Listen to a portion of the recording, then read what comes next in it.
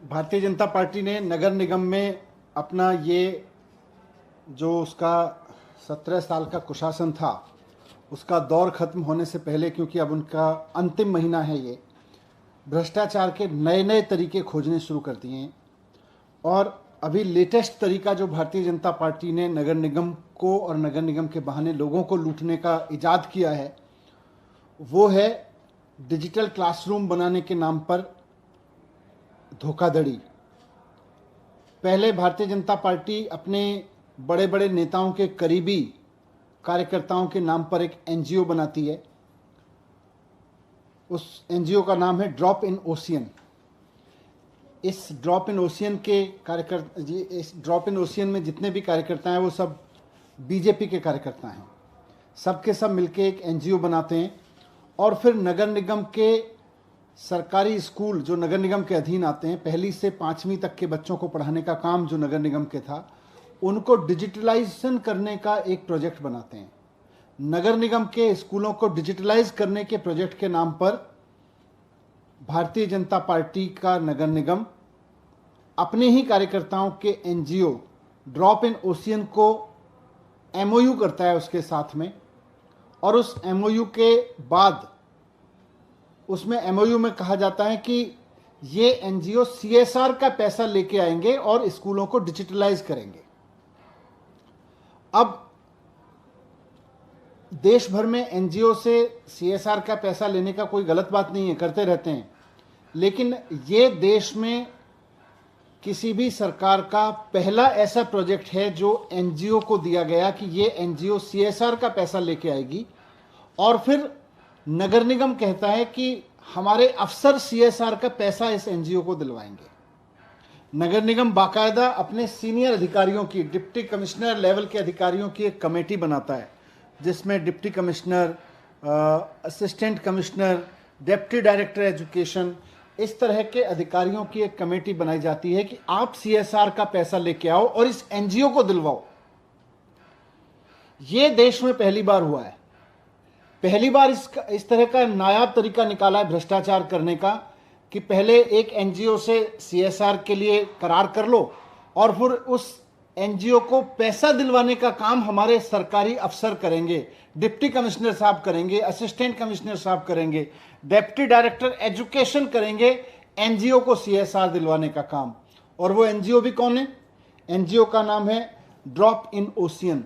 Bharatiya Janata party के प्रदेश अध्यक्ष आदेश गुप्ता जी के करीबी कार्यकर्ताओं की ये टीम है जो इस एनजीओ के रूप में काम कर रही है। मैंने आज दिल्ली सरकार से, रजिस्ट्रार के यहाँ से, इस एनजीओ का कोई अस्तित्व नहीं है, ये एनजीओ कहाँ क्या काम कर रहा है कुछ नहीं पता, इसकी कोई डिटेल नहीं है, कोई इस एमओयू में उसकी कोई डिटेल नहीं है कि इसने अब तक कितने महान काम किए हैं, सीएसआर से कितने महान काम किए हैं, कुछ नहीं लिखा हुआ। बस एक एमओयू साइन किया गया कि ये सीएसआर का पैसा लाएगी। इसमें यह भी नहीं लिखा गया कि अफसर दिलवाएंगे सीएसआर का पैसा, लेकिन उसके बाद अफसरों की एक कमेटी बना दी गई कि ये अफसर अब एनजीओ को सीएसआर का पैसा दिलवाएंगे। वो अफसर अब मार्केट में व्यापारियों को धमका रहे हैं, इस एनजीओ को पैसा दो, इस एनजीओ को सीएसआर का पैसा दो। तो उस एनजीओ को सीएसआर का पैसा दिलाने के लिए एक एमओयू भारतीय जनता पार्टी करती है अपने ही कार्यकर्ताओं के। फिर जब आज मैंने रजिस्ट्रार के यहाँ से इस एनजीओ के बारे में पता किया कि ये एनजीओ है क्या, कहाँ से आया एनजीओ, तो मुझे हैरानी हुई कि इसमें 8 नाम जो लिखे हुए हैं, 8 के 8 भारतीय जनता पार्टी के अध्यक्ष, प्रदेश अध्यक्ष आदेश गुप्ता जी के करीबी भारतीय जनता पार्टी के कार्यकर्ता हैं। विनोद कुमार जी, संजय ग्रोवर जी, इंदु शर्मा जी, गिरीश मोहन बाकरी जी, अश्विनी शर्मा जी, सतपाल सिंह जी, रमेश चंद्र जी, सिमी पाठक जी, ये सब के सब भारतीय जनता पार्टी के कार्यकर्ता हैं। आदेश गुप्ता जी के एकदम नज़दीकी, उनकी खास टीम के हिस्से हैं। और ये सब के सब के लिए एनजीओ बना के अब दिल्ली नगर निगम अपने अफसरों से उगाही करवा रहा है कि इनके एनजीओ को सीएसआर का पैसा दिया जाए, वो भी स्कूलों के स्मार्ट बोर्ड लगाने के नाम पर, वो भी कि ये सीएसआर का इनको पैसा दो। तो भारतीय जनता पार्टी को मैं कहना चाहता हूं कि अब जनता आपसे थक चुकी है। 17 साल में आपने पूरी दिल्ली को भ्रष्टाचार का कूड़ा घर बना के रख दिया है। अब बस करिए, आपके अब 17-18 दिन का शासन है, इसके बाद जल्दी से चुनाव करवाइए। नए नगर निगम का कानून आपने पास कर दिया है और जनता आपको यहाँ से पूरी तरह से विदा करने को तैयार है, क्योंकि जिस तरह के भ्रष्टाचार के नए नए तरीके आप इजाद कर रहे हो उससे जनता अब आजिज आ चुकी है। Thank you.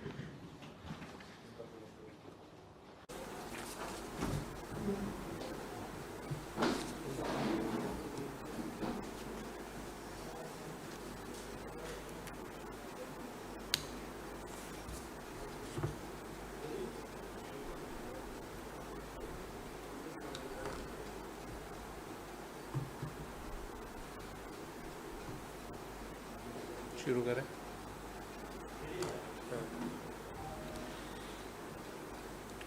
आदरणीय साथियों, आप सभी को सादर नमस्कार।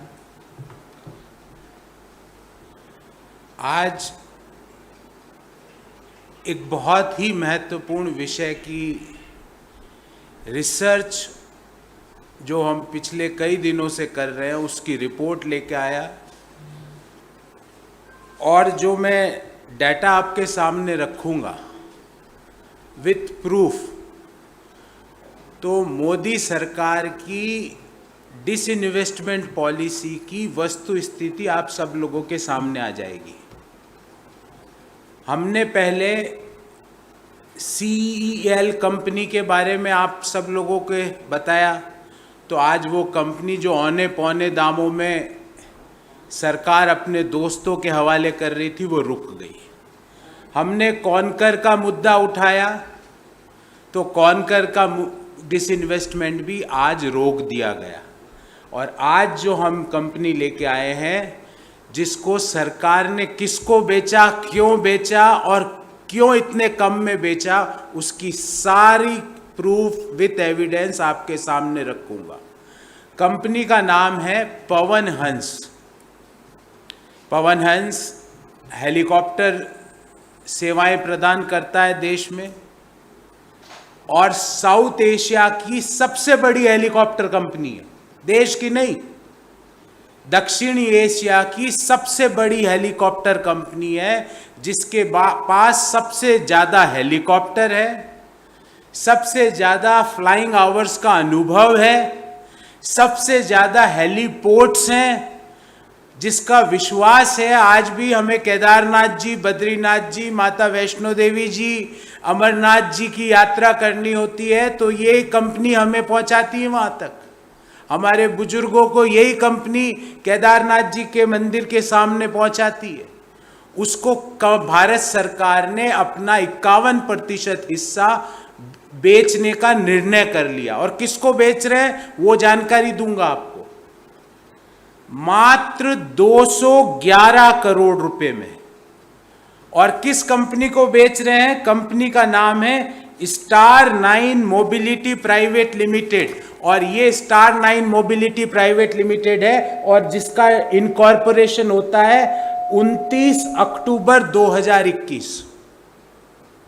6 महीने पुरानी कंपनी को, जो 6 महीने पहले बनी है, और ये जो मैं डॉक्यूमेंट है ये मिनिस्ट्री ऑफ कॉर्पोरेट अफेयर्स का वेबसाइट से लाया हूं।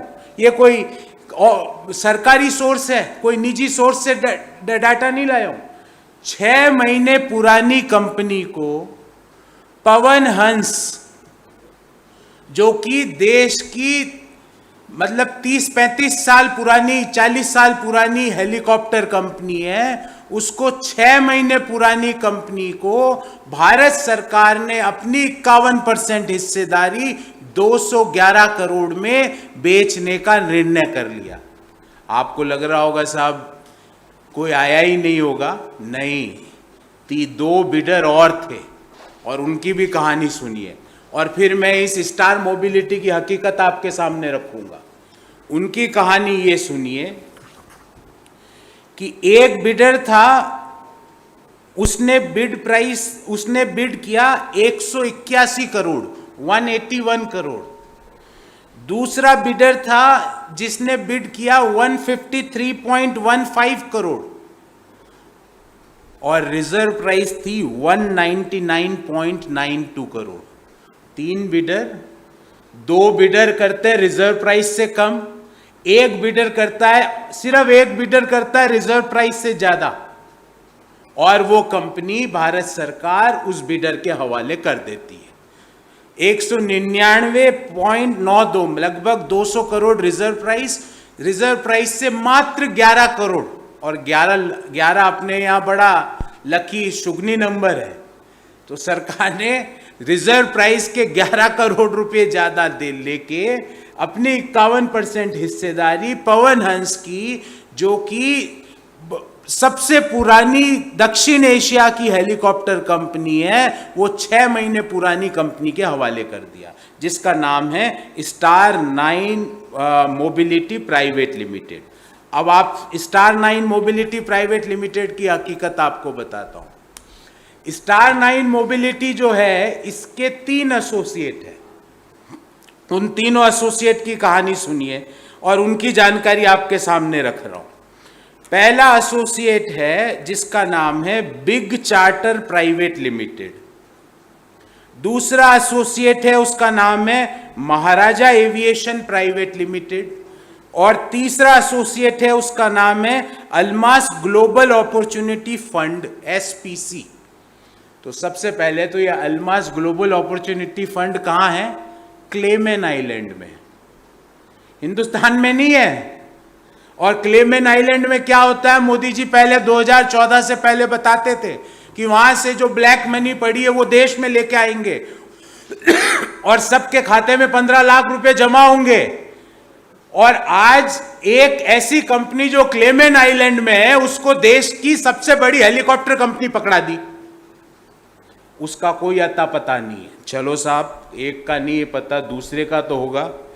दूसरी कंपनी का नाम है महाराजा एविएशन लिमिटेड और तीसरी का नाम है बिग चार्टर प्राइवेट लिमिटेड। ये बिग चार्टर प्राइवेट लिमिटेड का दिल्ली हाई कोर्ट में हेलीकॉप्टर संबंधित केस चल रहा है। ये मैं नहीं कह रहा, उस केस की भी डिटेल्स आपको दूंगा। एक कंपनी तीन साझेदार थे स्टार 9 मोबिलिटी के, जो 6 महीने पहले बनी है।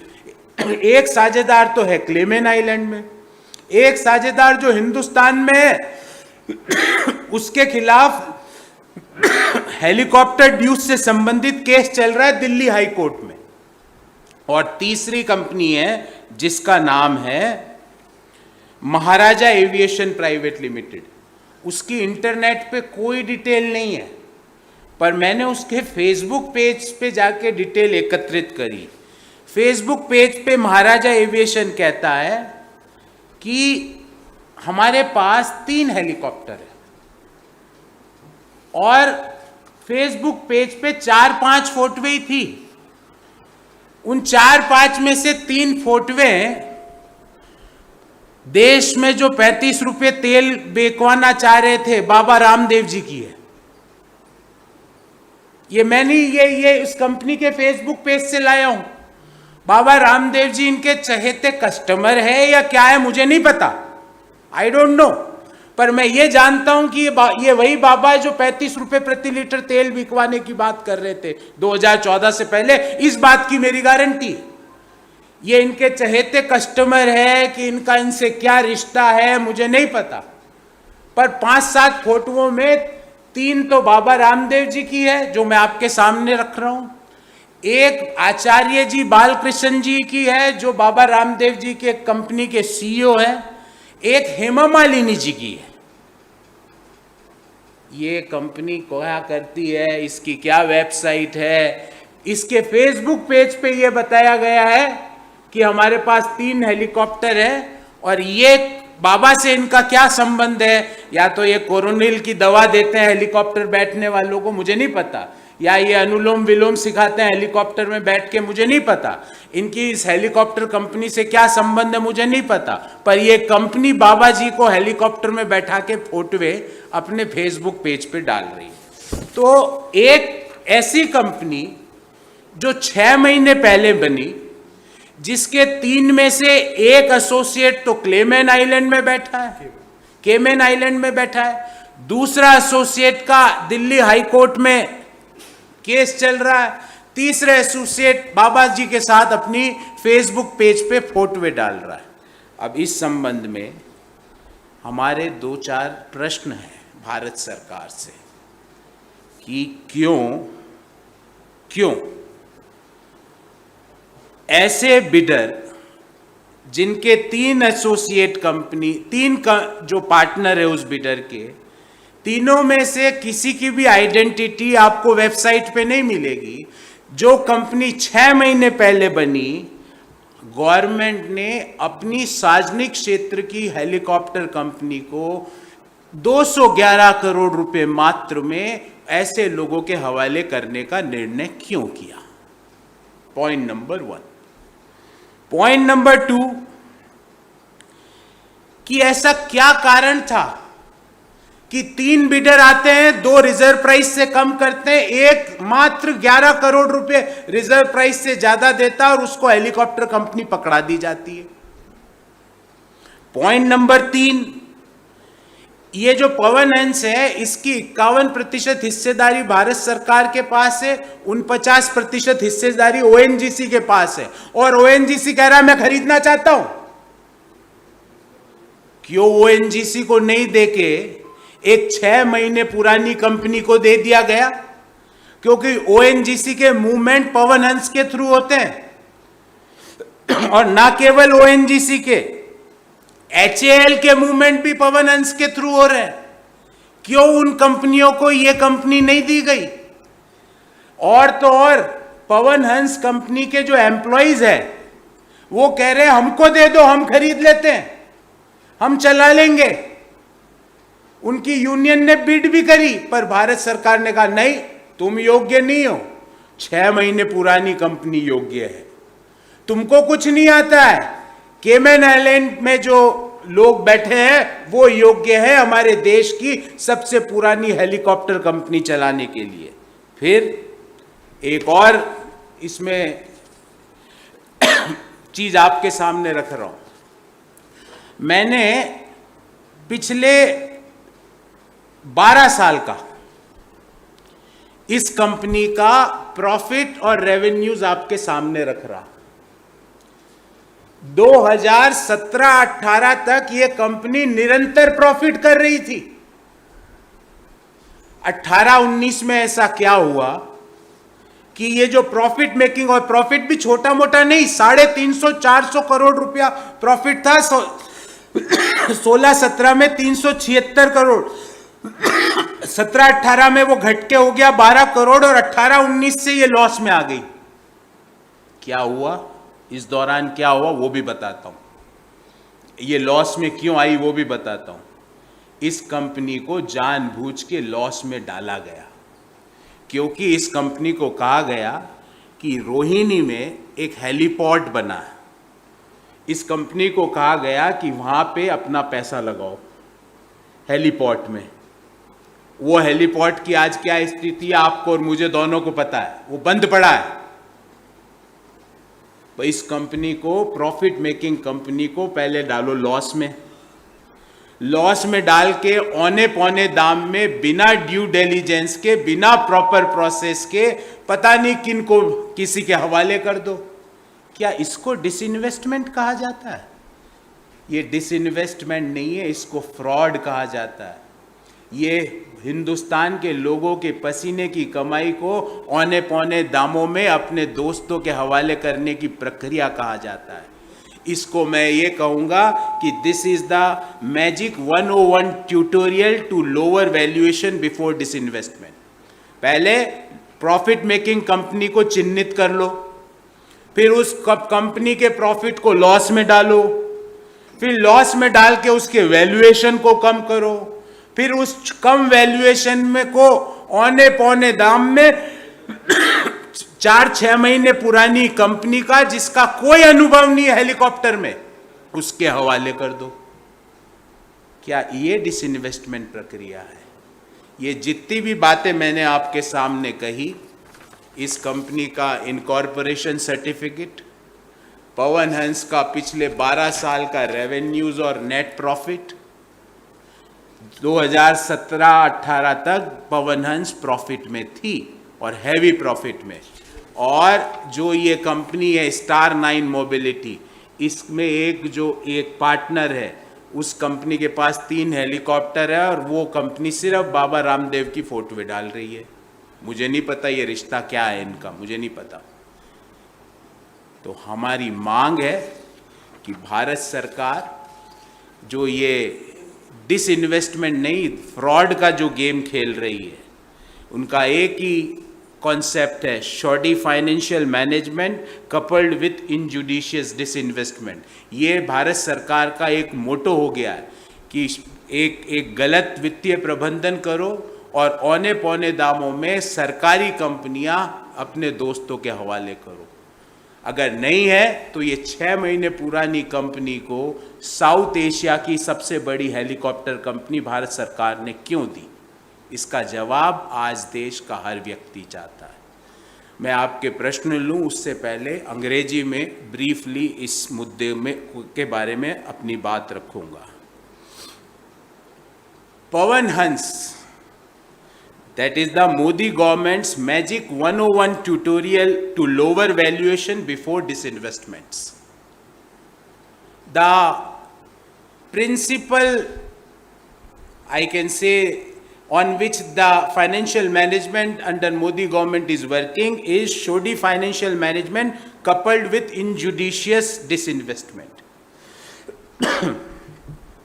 In last 8 years, after having a disastrous financial management, the economy is reeling and the BJP government has forced sectors to the end of their teethers that needed support and have magically made good companies and sectors struggle. They are violating all prudence and common logic to find out way for the financial mismanagement caused in the last 8 years. In the series of miscalculated and injudicious disinvestment decisions to justify their financial policies, BJP government are committing series of blunders. After our repeated exposures against injudicious disinvestment of CEL, the government has to finally take it back, and now the Modi government has sold 51% stake in Pawan Hans to Star 9 Mobility at just 211.14 crore. Whereas the reserve price for the 51% majority stake was fixed by Modi government at rupees 199.92 crore. The other two bidders that participated made bids of only 181.05 crore and 153.15 crore, which is below the reserve price. Before I ask the questions, I would like to give some facts about Pawan Hans. Pawan Hans is South Asia's largest helicopter company with 42 helicopters. 42 helicopter है इस company के पास. Offshore operations connecting inaccessible areas, charter service, search and rescue work, VIP transportation, corporate and social special charters, hotline washing of insulators and heli pilgrims. That includes Kedarnath ji, Badrinath ji, Amarnath ji and Mata Vaishno Devi ji among others are some of their major services provided by Pawan Hans. Pawan Hans is a strategic organization catering to ONGC, HAL and BSF also, with 51% with the Government of India and remaining 49% with the ONGC before the disinvestment process. Pawan Hans was profitable company till 2017-18, but post that it has been continuously making loss. Now see the chronology of events. While this may seems like a normal disinvestment, there are several things that raises eyebrows. Point number 1. Star 9 Mobility Limited is a consortium of Big Charter, Maharaja Aviation and Almas Global Opportunity Fund, which was set up just 6 months ago, that is on 29th October 2021. And I am giving you the incorporation details from the Ministry of Corporate Affairs website. That a company which was incorporated 6 months back was handed over the oldest helicopter company of South Asia with a fleet of 42 helicopters. Point number 2. Star 9 Mobility doesn't have any helicopter of its own. while Big Charter Private Limited has 3 helicopters, and Almaz Global Opportunity Fund is set up under the jurisdiction of Cayman Island and had no correlation or experience in this sector. Point number 3, there is a court case ongoing between Big Charter and Azan Aviation Private Limited in the Delhi High Court. मतलब जिस company के खिलाफ case चल रहे हैं, जिसका एक promoter केमन आइलैंड में है और तीसरा बाबा रामदेव जी की फोटो डाल रहा है, जिसको 6 महीने पहले जो कंपनी बनी है उसको साउथ एशिया की सबसे बड़ी और सबसे पुरानी, जिसमें 42 हेलीकॉप्टर है, वो कंपनी आपने हवाले कर दी. Point number 4, Pawan Hans Employee Union also expressed interest in participating in the disinvestment process and has also recommended that Pawan Hans be merged with ONGC or made a subsidiary company, but the government had brushed it off. Employee Union is telling that we want to buy this, we will run this company. The ONGC is telling make this company a subsidiary of ONGC. But government is not interested in all those. Pawan Hans made a net profit of 242.78 crore in 2016-17, but has gone to losses from 18-19. Means 1 year net profit. I am giving one data which is very interesting. The net profit of 16-17 of Pawan Hans is 376.23 crore, which is higher than at what value Pawan Hans is sold off. एक साल का net profit इस company का है 376 करोड़ और 211 करोड़ में company बेच दी. In this regard, we had few questions. Question number 1. With details available about the bidders and their consortium, where there are red flags in all 3 companies, how did the government agree to such a deal? एक सारी detail पता है. इस company का एक साल का profit 376 crore और इस कंपनी को बेच दिया 211 करोड़ में. ऐसी कंपनी को जिसका इनकॉर्पोरेशन जो 6 महीने पहले बनी है और उस कंपनी के 3 प्रमोटर है, एक केमन आइलैंड में बैठे हैं, दूसरे का खिलाफ दिल्ली हाईकोर्ट में केस चल रहा है और तीसरे के पास 3 हेलीकॉप्टर है और वो बाबा रामदेव जी की फोटो में अपने फेसबुक पेज पे डाल रहे हैं. उनकी वेबसाइट उपलब्ध नहीं है. Question number 2. When there were 3 bidders that participated in the disinvestment process, but only 1 bidder bid over the reserve price, what was the government's reason to go ahead with just 1 proper bid? जब आपके पास 3 bidders ने bid लगाई, 2 ने reserve price से कम पैसा लगाया, मात्र 1 ने रिजर्व प्राइस से 11 करोड़ रुपए ज्यादा लगाया, आप ऐसे डिसइन्वेस्टमेंट को आगे क्यों ले जा रहे हो? ऐसी क्या बाध्यता है? Question number 3. Did the government explore merging Pawan Hans with ONGC, keeping in mind that ONGC have 49% stake in Pawan Hans and Pawan Hans plays a strategic role with ONGC, HAL and BSF? क्या government ने एक बार भी सोचा कि पवन हंस को ONGC के हवाले कर दें, क्योंकि 49% हिस्सेदारी पवन हंस में ONGC की है. वो खरीदना भी चाहता था.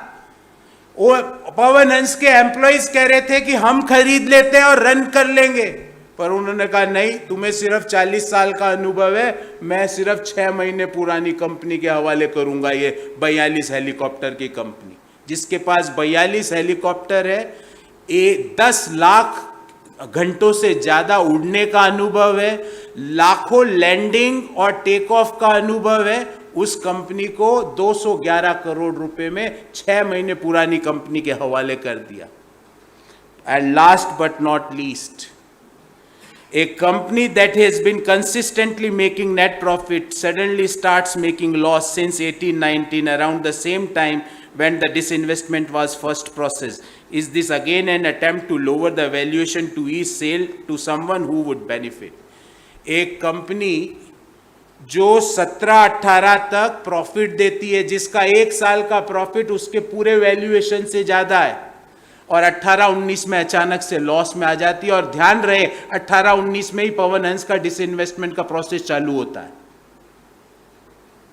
ऐसी क्या बाध्यता है कि हमारे देश के लोगों की कमाई, हमारे देश के लोगों के अनुभव, हमारे देश के लोगों का परिचालन का, प्रबंधन का जो अनुभव है, वो सब मिक्स करके आप औने पौने दाम में ऐसे लोगों को भारत की पब्लिक सेक्टर कंपनियां दे रहे हो, जिस कंपनी को 10 लाख 1 मिलियन आवर्स से ज़्यादा का फ्लाइंग एक्सपीरियंस है, जिस कंपनी के पास कई हेलीपोर्ट्स हैं जो जिनके आधिपत्य में हैं, जिस कंपनी साउथ एशिया की सबसे बड़ी हेलीकॉप्टर कंपनी है, जिस कंपनी के पास 42 हेलीकॉप्टर है, जो कंपनी आज भी हमें अगर आप बद्रीनाथ जी जाना होता है, केदारनाथ जी माता पिता को लेके, क्योंकि वो नहीं चढ़ सकते, तो इस पवन हंस के हेलीकॉप्टर में बैठा के ले जाते हैं। उस कंपनी को आपने 6 माह पुरानी कंपनी के हवाले, और वो भी 1 साल का जो प्रॉफिट है उससे कम पैसों में आपने उसको दे दिया। ऐसा क्यों? देश ये जानना चाहता है। सो ये जो मैंने आपको जितनी भी डिटेल्स बोली है, एनेक्सर 1 जिसको मैं इनकॉर्पोरेशन है, एनेक्सर 2 जिसमें पवन हंस का पिछले 12 साल का प्रॉफिट और रेवेन्यूज़, और एनेक्सर 3 35 रुपये प्रति लीटर में तेल देने वाले बाबा जी के साथ इस कंपनी में जिन्होंने इस कंपनी को खरीदा है, उनके फेसबुक पेज पे इनकी फ़ोटो में। मुझे नहीं पता इनका क्या रिश्ता है। आपके कोई सवाल हो इस संबंधित तो मैं उत्तर देने का प्रयास जरूर करूँगा।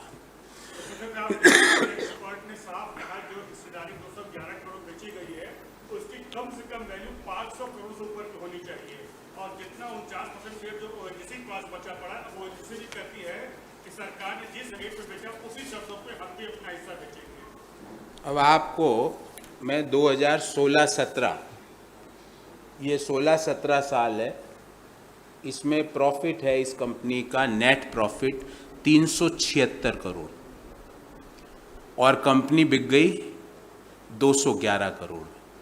मतलब 1 साल का प्रॉफिट भी इस कंपनी का जिस वैल्यू पे ये बिकी उससे ज़्यादा का है। ये मैं नहीं कह रहा, ये डिटेल्स। और अगर मैं पिछले 10 साल का प्रॉफिट अगर जोड़ लूँ 2010-11 से लेके 16-17 का, मतलब पिछले 7 साल का प्रॉफिट जोड़ लूँ, तो ये प्रॉफिट लगभग होता 1000 करोड़, सिर्फ 7 साल का प्रॉफिट। क्यों?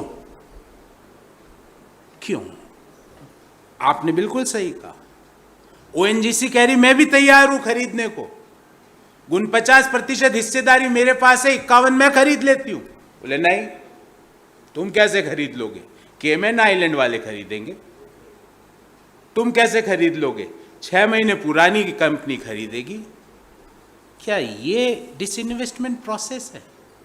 इसको डिसइन्वेस्टमेंट प्रोसेस नहीं कहते, इसका वर्ड मैंने इजाद किया है, जो ये 101 ट्यूटोरियल है डिसइन्वेस्टमेंट का, धोखा देने का, वो हर बार यही लागू होता है। आप कंपनी को चिन्हित करते हो, ये क्रोनोलॉजी है, इस कंपनी को चिन्हित कर लिया कि इसका डिसइन्वेस्टमेंट करना है, पहले उसको प्रॉफिट से लॉस में लाओ ताकि उसका वैल्यूएशन कम हो, फिर ढूंढो किसको दे सकते हैं। हमने बात आपको सीएल की भी बताई थी, एक इलेक्ट्रॉनिक्स कंपनी एक फर्नीचर बनाने वाले के हवाले कर रहे। कांग्रेस पार्टी ने जब इसके विरोध में अपने स्वर उठाए तो बंद किया।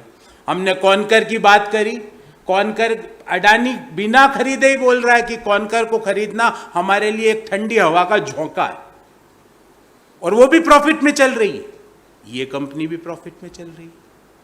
प्रॉफिट मेकिंग कंपनियों को आप लोअर वैल्यूएशन करके क्यों औने पौने दाम में ऐसे लोगों के हवाले करना चाहते हो जिनको कोई अनुभव नहीं है उस चीज का, कोई लेना देना नहीं है उनके उस बिजनेस से, उनके हवाले कर दिया। केमैन आइलैंड कंपनी को हवाले कर दी हेलीकॉप्टर की कंपनी, पता नहीं।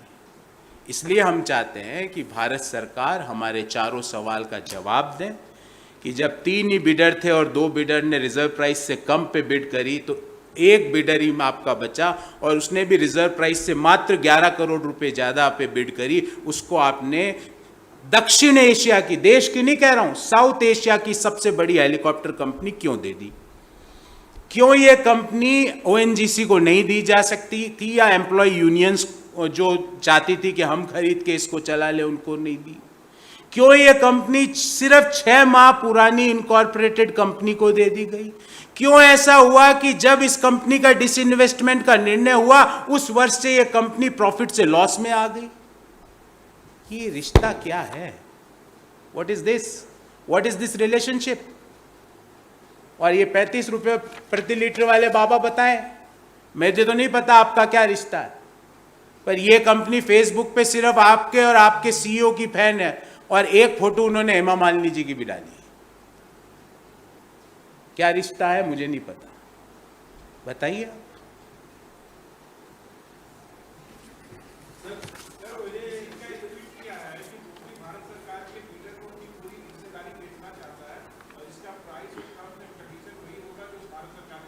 अब ओएनजीसी क्या बोलेगी? वो बोल सकती है, उसको तो आपने गुजरात जो स्टेट पेट्रोलियम जो है जीएसपीएल थी पकड़ा दी, आपने उस जीएसपीएल को बिल्कुल खत्म कर दिया, ओएनजीसी को पकड़ा दिया। मैं तो कह रहा हूं एम्प्लॉय यूनियन तक कह रही है हम खरीदने को तैयार है, पैसा देते हैं, तो बोले नहीं तुम नहीं, तुम्हें 40 साल हेलीकॉप्टर चलाने का अनुभव है, हम 6 महीने पुरानी केमैन आइलैंड वालों को देंगे। क्यों? क्या यह डिसइन्वेस्टमेंट है? मात्र 211 करोड़ में 42 हेलीकॉप्टर,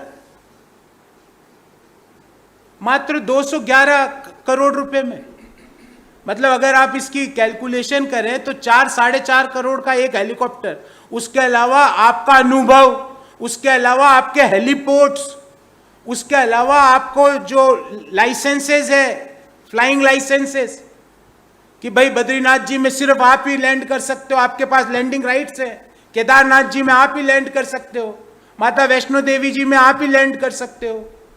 उसके अलावा आपकी जितनी सार्वजनिक क्षेत्र की कंपनियां, ओएनजीसी हो, बीएसएफ हो, जिनके सुदूर इलाकों में मूवमेंट करना हो तो सिर्फ आप पे विश्वास है।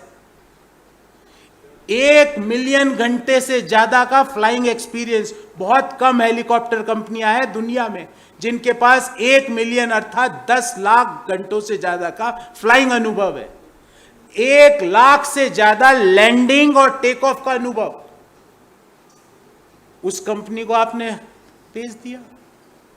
देश तो सवाल पूछेगा और यह भी जरूर पूछेगा कि 1 साल का प्रॉफिट भी आपका जिस भाव में आपने बेचा उससे ज्यादा था, ऐसा क्यों किया? यह भी पूछेगा कि यह संयोग है या प्रयोग है कि जैसे ही आपने डिसइन्वेस्टमेंट का निर्णय किया उसी वर्ष से प्रॉफिट मेकिंग कंपनी लॉस में टर्न हो जाती है।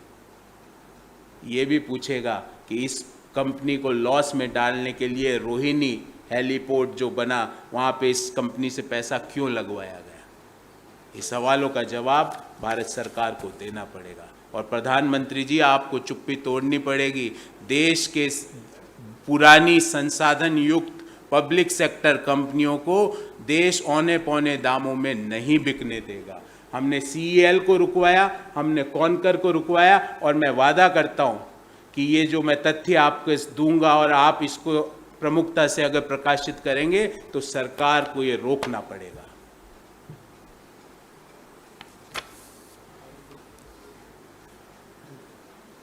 बहुत बहुत धन्यवाद।